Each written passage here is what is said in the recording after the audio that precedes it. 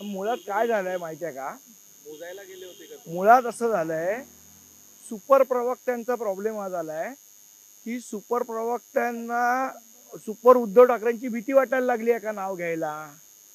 Super Uddhav ठाकरेंनी सगळ्या चंद्रपूरचं कान घडवून आणलं आणि सुपर प्रवक्त्यांना याबद्दल कल्पना सुद्धा नव्हती. त्यामुळे सुपर प्रवक्त्यांनी आता काय झालंय, सुपर प्रवक्ते काय करतात आता चंद्रपूरचे नगरसेवक तर गेले. आता लहानपणी जी आपण गोष्ट ऐकलेली, अगं अगं म्हशी मला कुठे नेशी, अशी अवस्था संजय राऊतांची झाली आहे. त्यामुळे असं बोलावं लागतं त्यांना. तो त्यांचा भाग आहे बोलण्याचा, न बोलून सांगतील कोणाला, अशी त्यांची अवस्था झाली आहे. पण चंद्रपूरच्या बाबतीत ज्यांनी शेण खाल्लेलं आहे त्यांच्यावर कारवाई होईल असं काही कारवाई करणार नाही मी शंभर. आणि मी याच्यावरती जाऊन सांगतो की हे चंद्रपूरचं होणार आहे अशा पद्धतीचं भाजपचं डील हे संजय राऊतांना आधी सुद्धा माहीत होतं. त्याच्यात काही सरप्राईज नव्हतं संजय राऊतांना, हे त्यांना माहिती होतं आधी. मग एवढी आगपाखड संजय राऊतांची काय? आता करायचं काय? आता शेवट जे आपण बोललोय त्याच्या विपरीत घडतंय, तर मग मी मारल्यासारखं करतो, तू रडल्यासारखं कर, आणि म्हशीवर बसून अगं अगं म्हशी मला कुठे नेशी, अशी अवस्था झाली आहे त्यांची. सुपर प्रवक्त्यांना सुपर उद्धव ठाकरेंची भीती वाटते. सुपर उद्धव ठाकरे मग नाव का नाही घेत सुपर उद्धव ठाकरेंचं? सुपर उद्धव ठाकरेंचं नाव घोषित करावं सुपर प्रवक्त्यांनी. या सुपर उद्धव ठाकरेंनी हा सगळा निर्णय घडवून आणला. निश्चित. आणि हे सुपर प्रवक्त्यांनाही माहिती आहे. हिंमत असेल तर सुपर प्रवक्त्यांनी नाव घ्यावं त्यांचं. पण आता म्हशीवर बसून अगं अगं म्हशी मला कुठे नेशी, अशी अवस्था चंद्रपूरमध्ये झाली आहे.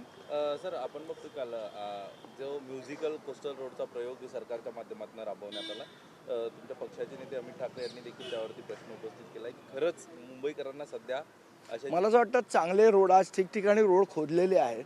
त्या रोडची दुरवस्था आहे. CC रोड एकदा बनवतात पुन्हा खोदतात. या सगळ्या प्रश्नांवर लक्ष वेधण्याचा प्रयत्न हा त्या पोस्टच्या माध्यमातून अमित ठाकरेंनी केलेला आहे. आज एक महत्त्वाची बैठक महापौर घेत आहेत. ती बैठक म्हणजे जो मनसेने यापूर्वी मुद्दा उपस्थित केला होता अनधिकृत फेरीवाल्यांचा, आणि बांगलादेशी. यामध्ये आता आणखीन एक शब्द ऍड होतो तो म्हणजे अनधिकृत बांगलादेशी फेरीवाले. मला असं वाटतं अनधिकृत परप्रांतीय पण ऍड करायला हरकत नाही त्याच्यामध्ये.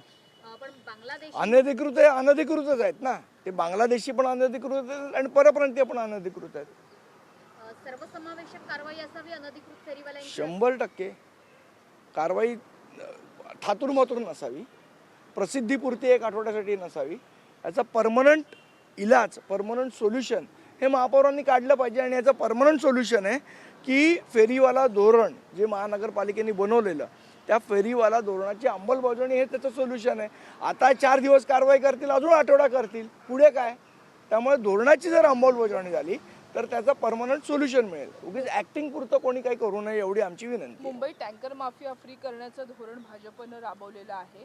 खरंच ते शक्य आहे का? अनेक ठिकाणी पाण्याची चोरी करणारं हे मोठं रॅकेट मुंबईत अस्तित्वात आहे.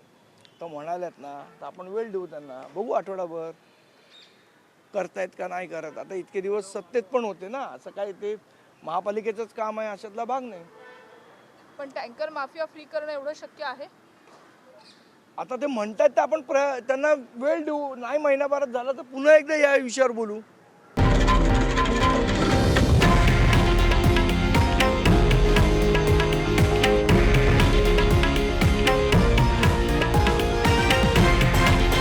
हे आहे देशातील नंबर 1 न्यूज नेटवर्क आणि आपण पाहत आहात TV9 मराठी, एकमेव.